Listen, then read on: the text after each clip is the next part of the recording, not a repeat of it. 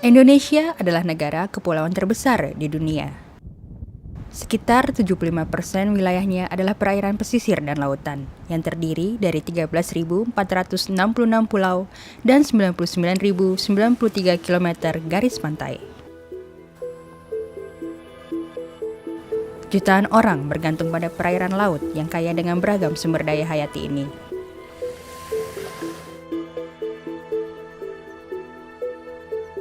Perairan Sunda Kecil yang membentang dari Bali hingga Timor Leste, salah satu perairan tersubur di Nusantara.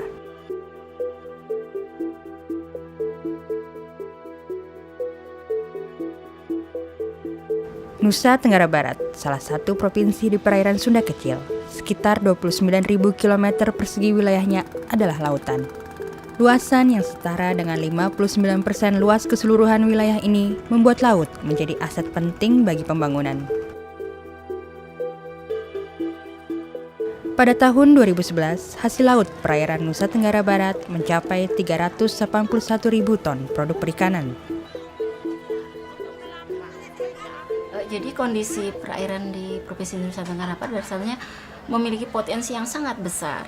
Di Provinsi NTB terdiri dari 2 pulau besar dan 278 pulau-pulau kecil. Nah, semuanya ini sangat potensial. Di setiap sudut pesisir itu memiliki potensi yang sangat besar untuk pengembangan berbagai kegiatan untuk perikanan tangkap, perikanan budidaya, baik budidaya laut maupun budidaya tambak.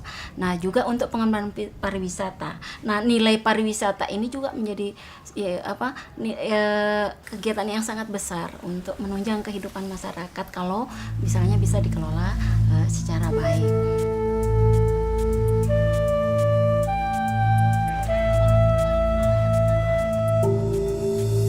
Namun, kekayaan laut yang melimpah ini dari waktu ke waktu menurun jumlahnya. Tekanan terhadap laut membuat laut tidak lagi menghasilkan ikan sebanyak dahulu.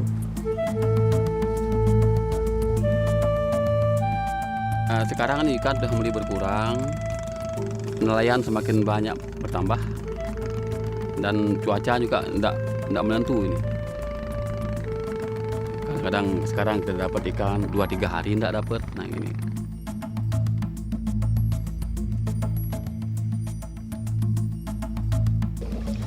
Penangkapan ikan yang tidak ramah lingkungan adalah salah satu sebab nyata rusaknya laut. Demi mengejar hasil yang banyak, namun kelangsungan hidup ekosistem laut tidak dihiraukan.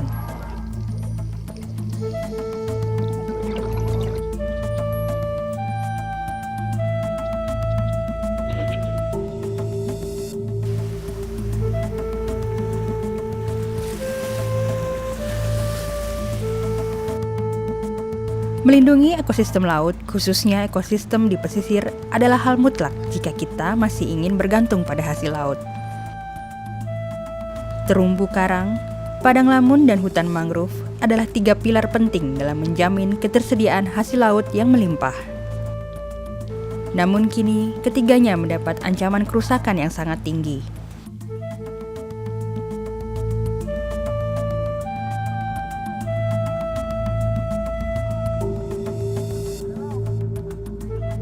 Penebangan dan konversi hutan mangrove menjadi tambak dan pemukiman, serta maraknya penangkapan ikan yang merusak terumbu karang merupakan penyebab utama rusaknya laut.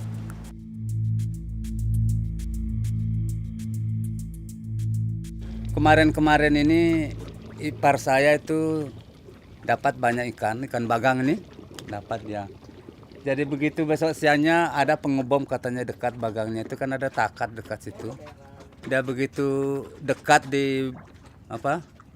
begitu dia ngebom dekat bagang, besoknya langsung ada dapat. Jadi bom tuh keras sekali pengaruhnya itu.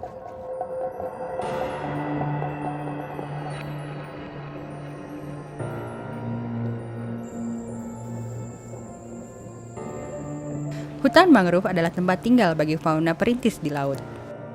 Tempat ini kaya akan unsur hara. Selain menjadi tempat bertelurnya ikan serta hewan laut bernilai ekonomi tinggi, hutan mangrove menjadi benteng pantai dalam mencegah abrasi.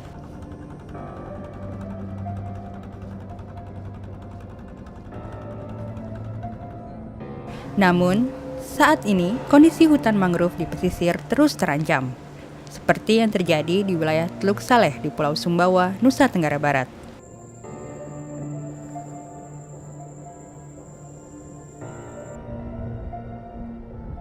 Secara umum di Sumbawa itu rata-rata kondisinya rusak berat, bukan cuma Sumbawa, NTB juga.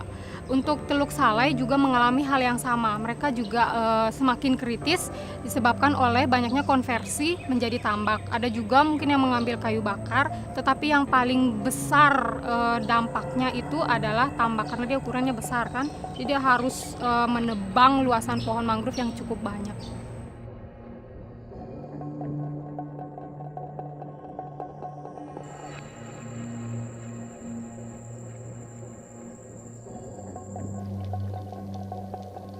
Demikian pula dengan terumbu karang. Terumbu karang amat memegang peranan penting dalam menjamin ketersediaan pangan bagi dunia.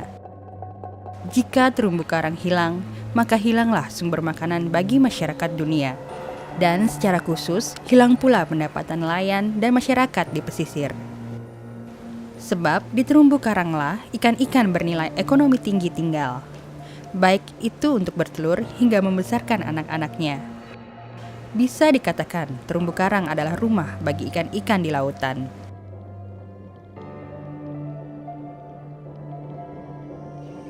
Perlindungan terhadap hutan mangrove dan terumbu karang tak hanya akan menjamin ketersediaan pangan. Terjaganya ekosistem ini juga akan menjaga tempat tinggal masyarakat pesisir dan kepulauan.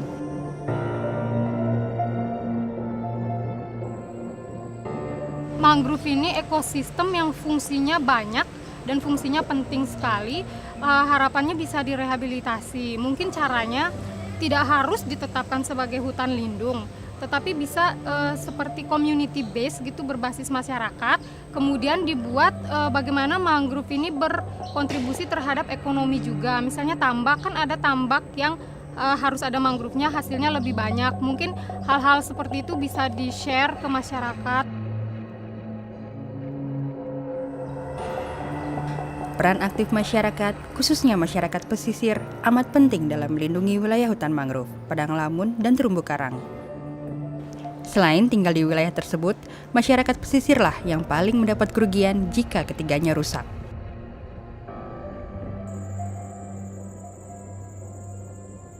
Tiga ekosistem ini memiliki keterkaitan ekologi yang sangat kuat. Kalau misalnya mangrove-nya rusak, kan akan berdampak pada lamun di depannya, kan terjadi proses sedimentasi dan sebagainya. Kalau lamunnya juga terganggu, di belakangnya juga ada terumbu karang, sehingga model pengelolaannya harus terintegrasi.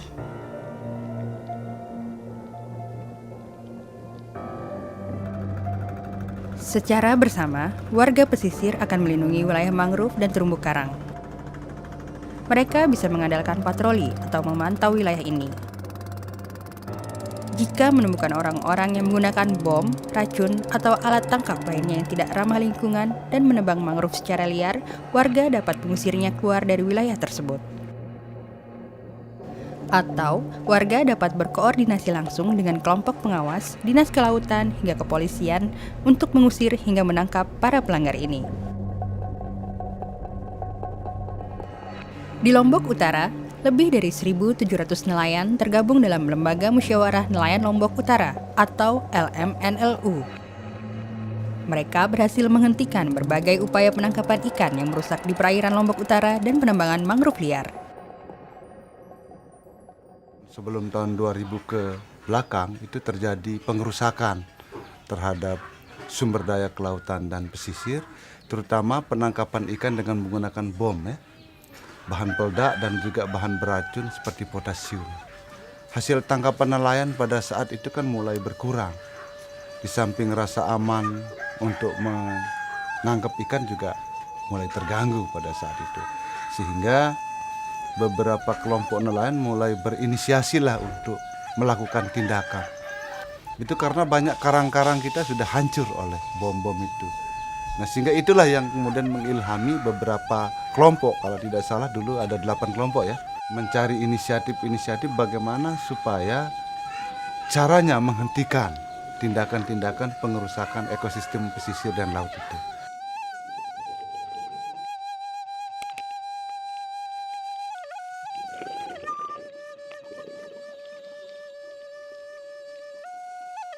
Penggunaan aturan adat awik-awik sangat efektif untuk menghentikan pelanggaran di laut. Awik-awik merupakan aturan adat yang menjadi pedoman dalam bersikap dan bertindak, terutama dalam berinteraksi dan mengelola sumber daya alam dan lingkungan.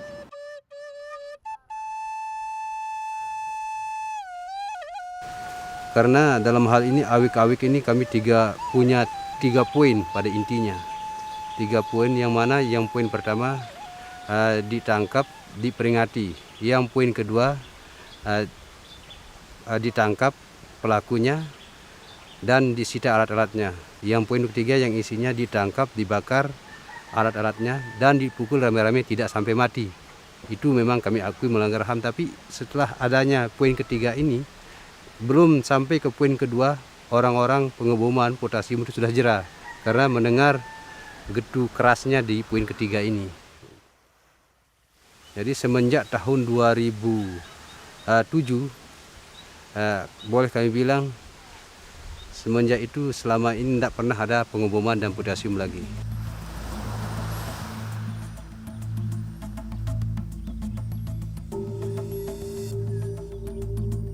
Kesadaran masyarakat akan pentingnya hutan mangrove dan terumbu karang bagi kehidupan mereka adalah solusi utama untuk melindungi laut ini dari kerusakan. Kebanggaan untuk menjadi pelindung rumah dan lumbung mereka harus menjadi modal dasar bagi masyarakat pesisir.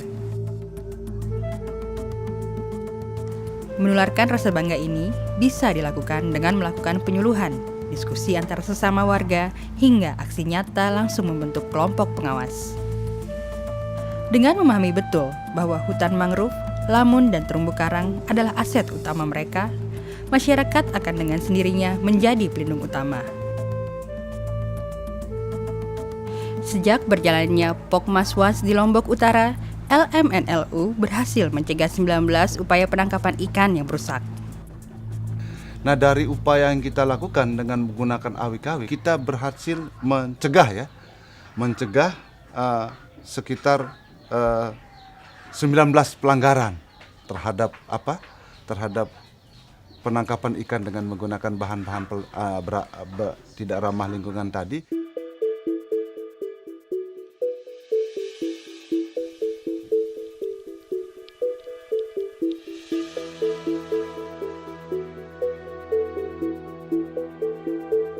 Seharusnya, terumbu karang yang masih dalam kondisi baik menjadi daerah terlarang untuk penangkapan ikan, agar menjadi lokasi bertelurnya ikan sehingga anak-anak ikan bisa menyebar ke tempat lain.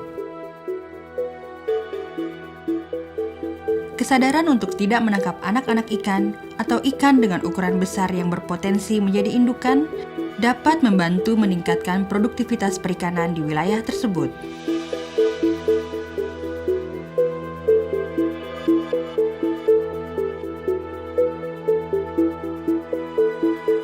Sudah pasti laut yang sehat merupakan goal dari pembangunan perikanan dan kelautan. Tanpa laut yang sehat kita tidak akan mungkin sejahtera. Karena tanpa laut yang sehat semua pemanfaatan di perairan itu tidak akan bisa berjalan sesuai dengan yang seharusnya. Misalnya dari sisi perikanan sudah pasti sudah tadi terjadi kerusakan terumbu karang, ikan akan hilang dan seterusnya. Lalu yang kedua dari sisi pariwisata. Ini kan aset yang sangat besar. Dia memiliki intangible value yang sangat besar, itu perairan itu. Kalau saja itu misalnya kualitas perairannya rusak, siapa yang akan mau datang? Seberapa besar pun promosi yang dilakukan oleh pemerintah, ya mungkin pariwisata atau wisatawan itu hanya datang sekali, habis itu membawa kekecewaan yang luar biasa. Karena dia tidak bisa menikmati mana terumbu karang yang bagus, karena datang ke sini kan mau melihat andesinya.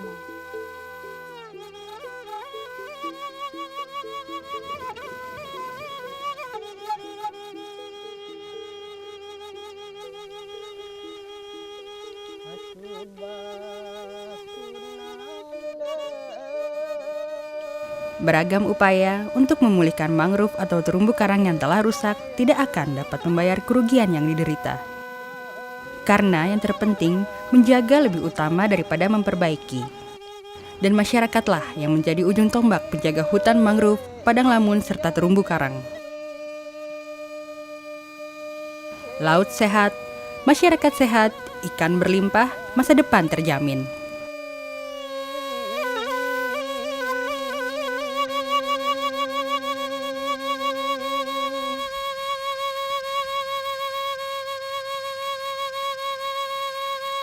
Gitar